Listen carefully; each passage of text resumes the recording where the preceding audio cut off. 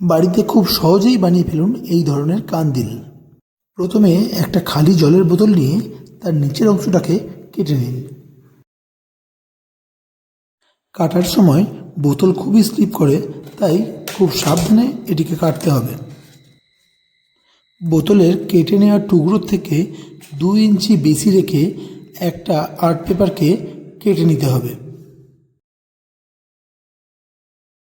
বোতলের লম্বা মাপটা তো পেয়ে গেলাম, এবার চওড়া মাপটা পাওয়ার জন্য বোতলের টুকরোটিকে নিয়ে কাগজটা একবার জড়িয়ে নিতে হবে।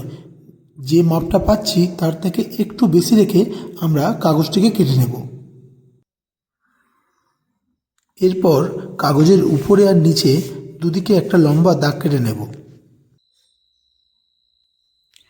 উপরের দাগ আর নিচের দাগের মাঝের যে অংশটিকে কিছুটা ছাড় দিয়ে ধরুন 10 mm ছাড় দিয়ে আমরা পুরো পেপারটিকে কেটে নেব।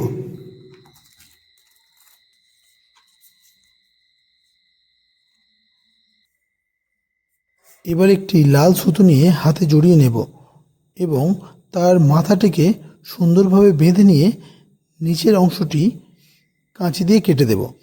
দেওয়ার পরে এই জিনিসটা তৈরি হবে।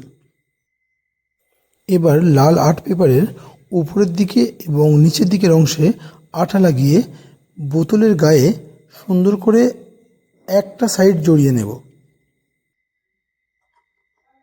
দ্বিতীয় সাইডটি বোতলের গায়ে জড়ানোর সময় একটু সাবধানে কাগজটাকে নিচের দিকে টেনে নিয়ে তারপরে বোতলের গায়ে লাগাতে হবে।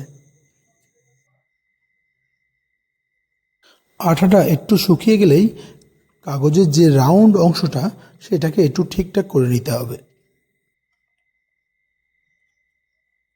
এরপরে একটি লাল আর্ট পেপারের টুকরোকে গোল করে কেটে নিয়ে বোতলের পিছনের অংশে লাগিয়ে দিতে হবে।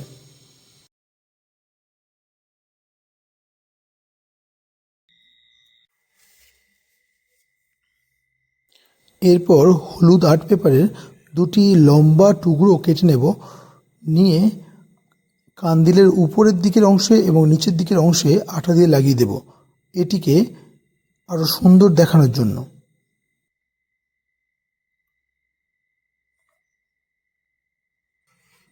এবার আগে থেকে বানিয়ে রাখা সুতোর ঝালরটিকে এই কান্দিলের পিছনের দিকে আমরা ঝুলিয়ে দেব, যাতে এটা দেখতে আরও অনেক বেশি সুন্দর লাগে। বোতলটির 2 সাইডে 2টো ফুটো করে একটা সুতো দিয়ে বেঁধে দেব এটিকে ঝোলানোর জন্য। সুতো দিয়ে বাঁধলাম এই কারণে যাতে অল্প হাওয়া লাগলে এটি সুন্দরভাবে ঘুরতে পারে।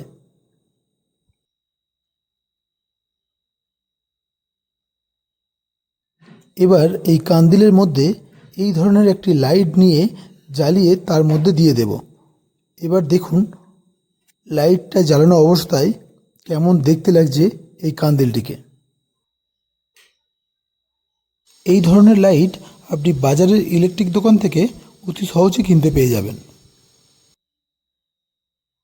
এবার এই কান্দিলটিকে আপনি সাজিয়ে দিন আপনি যেখানে সাজাতে চাইছেন। দেখুন এটি দেখতে কেমন লাগছে এবং দেখে নিন আলোতে এবং অন্ধকারে দুটি অবস্থায় এটি দেখতে কেমন লাগছে। তাহলে বন্ধুরা অতি সহজেই বানিয়ে নিন ঘর সাজানোর জন্য এই ধরনের কান্দিল।